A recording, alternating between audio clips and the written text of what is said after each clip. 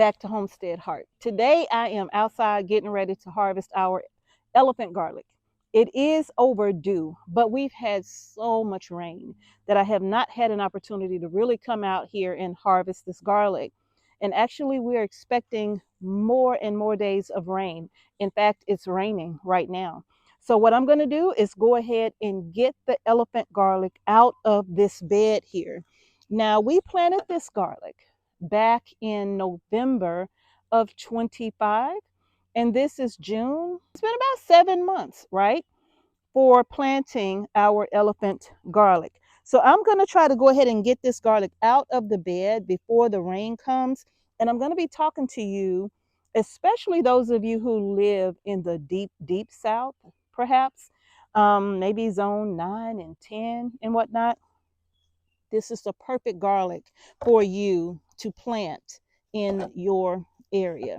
So I'm just going to come out a little bit and dig down underneath because I don't want to damage my garlic. So I'm going to come underneath it and lift up on it and then give it a pull. Look at that beautiful bulb of garlic. Isn't that beautiful? Look at my hand. You see look at my little fist and look at the elephant garlic bulb. That is a beautiful, beautiful, beautiful elephant garlic bulb right there, right? Look at that. So I'm going to go ahead and sit this one to the side, and I'm going to continue with my harvesting here, getting this elephant garlic out of the raised bed. Now, the reason why I say this is a good garlic for you to grow and plant if you live in the deep South, because it's very difficult to grow a standard bulb of garlic if you live in climates that are extremely hot. Look at the size of that. Isn't that gorgeous? My goodness. So anywho, this is the perfect garlic for you to plant in the deep South, right? In areas where you may not be able to grow a standard bulb of garlic, okay? Garlic, like elephant garlic, can be used the same way that you would use any other garlic when you cook. The only thing is that you don't have to worry about the garlic being so pungent that you can't eat it, because some of the garlic that we grow, that garlic is so spicy that it'll literally it'll run you out of the house with that garlic because it's so extremely spicy. So what I'm going to do is finish getting all of this out, and then I'm going to turn right around and put this bed back to use because I don't want my bed just sitting empty. Okay. Now this is just some green beans and a few onions that we harvested earlier. And I'm going to sit these to the side for now because that's going to be a part of dinner for tonight. And I've already harvested an elephant garlic bulb or two out of this bed because I've used some already. And it's actually really good. If you've never cooked with elephant garlic before, you should try it. I don't think you would be disappointed. Enjoy that garlicky flavor without, oh, I pulled that clean off of there. Without the heat. Let's see if I can get to her. Where did you go? There you are. Just take it right on up out of the ground. Oh, look, this one has a corum on it. Now this corum can be used. You could cook with this as well, right? I mean, literally you can cook with it. But this is like the seed for growing elephant garlic. You won't get elephant garlic year 1 when you plant this. But year 2, it'll start to produce a nice big bulb, like that, right? Or a clove, actually. And then the clove will turn around and produce a nice big bulb, right? So I don't want to, I'm not going to, actually, I'll probably just toss it back in there and just see what happens, okay? But I'm not going to do anything with the corum, so I'm just going to get my elephant garlic out of the bed. And I think I have another one here, or do I? No. Okay, I'm going to step in. This bed is so soft and fluffy, and grass actually started growing in this bed as well. So that's the reason why I really want to get something else planted in this bed right away, because I don't want the bed to just sit without anything growing in it.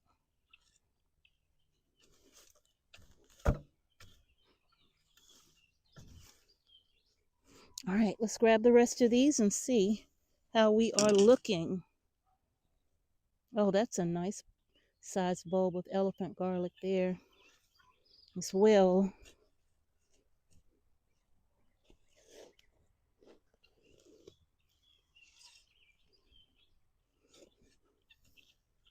Okay.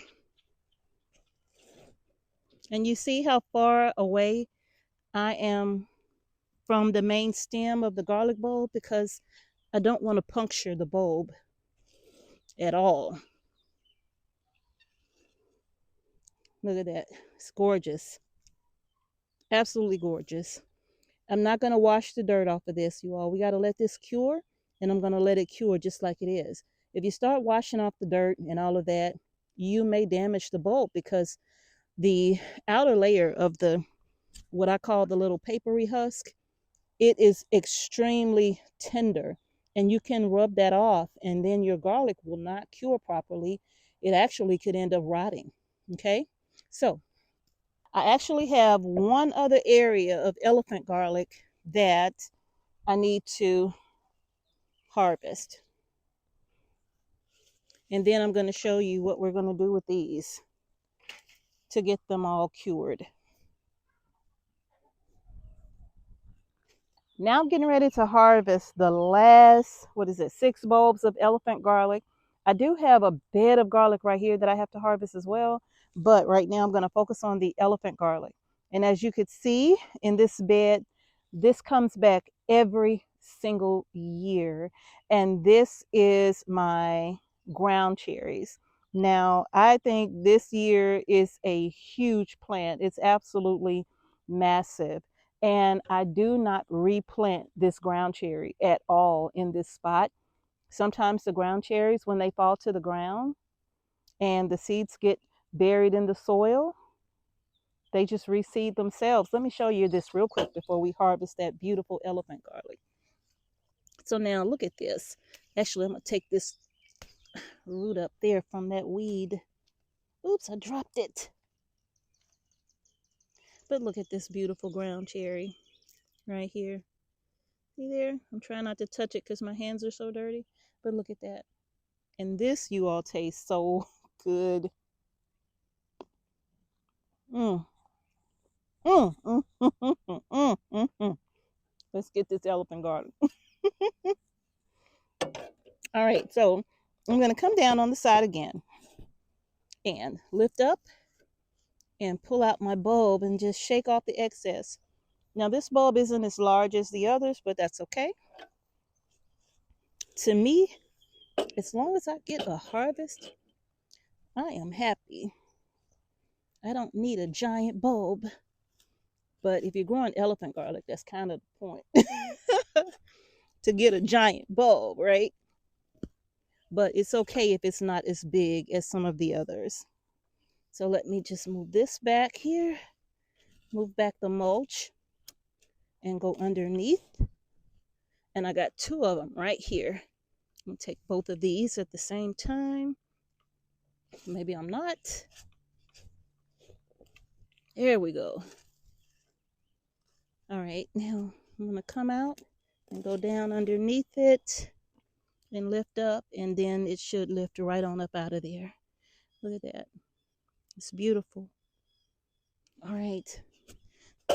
That's all of the elephant garlic right here. So I'm going to bring this over here so you look at this elephant garlic. Come close. Don't be afraid. Look at this. So we have some very nice size bulbs in here. Look at that being the largest. Isn't that absolutely gorgeous? It is. So now that is the harvest for our elephant garlic. In our greenhouse, our cattle panel greenhouse, you can see the damage that's been done to that. But we still have a little place in the back there that's covered. And I'm going to put this back there so that we can let this cure, okay? So come on and go with me and let's go ahead and get this garlic in out of the rain. All right, so now we're in the greenhouse, and under this part of the greenhouse, it's not raining. It doesn't get wet right here. So I'm putting the garlic on this shelf and I'm not rinsing the dirt off. And I'm just going to let the garlic sit on this shelf just like this for a good 7 to 10 days, up to 2 weeks really. You can let it sit because you want it to be completely dry before you try to store it, right? So I'm not going to take the stems off, or the main stem here. I'm not taking that off either. I'm going to leave it as is. This garlic is wet because it's been raining today. It was actually pouring down rain earlier, and I was so concerned about this garlic. So I'm just getting it all up there.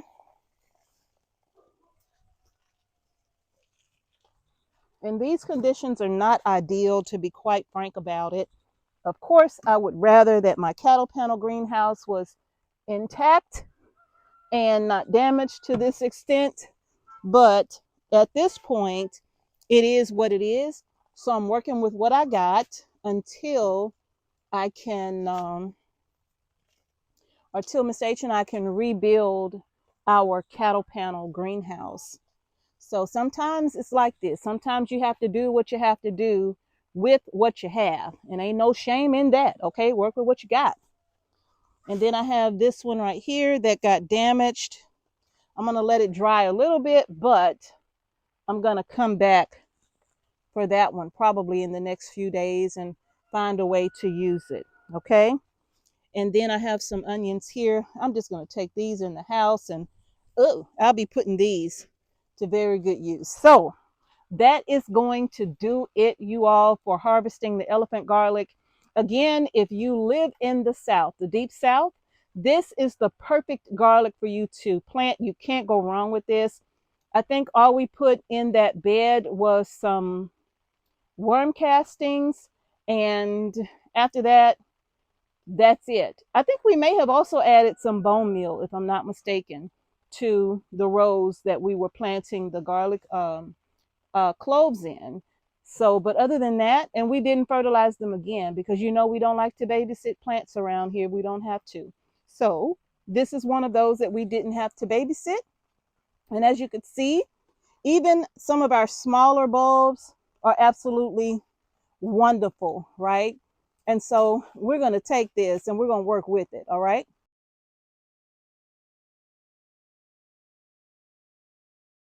If you are in the South, go ahead and grab yourself some elephant garlic.